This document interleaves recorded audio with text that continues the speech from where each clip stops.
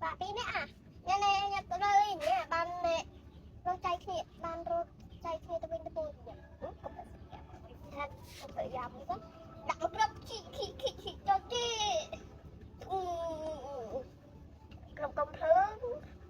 rồi bay sụp tháo anh bịch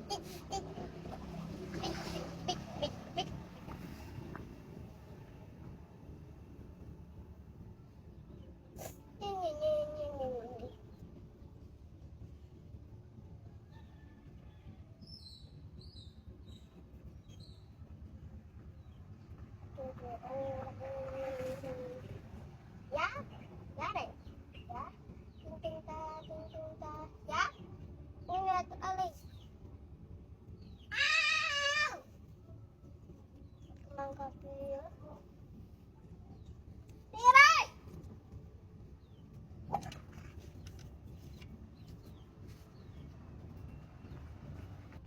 giá không clear giặt vàng bay áo côn khoáng giá nó mới ơi lục nó lại mềm mà tất này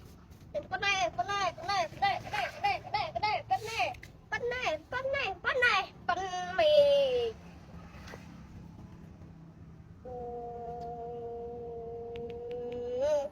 ấy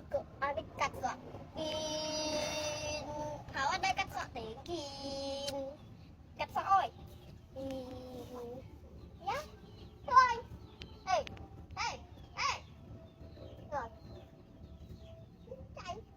rồi chạy rồi phải hả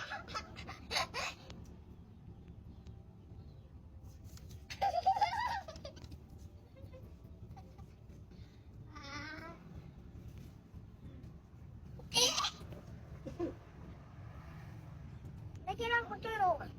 đồ ê trời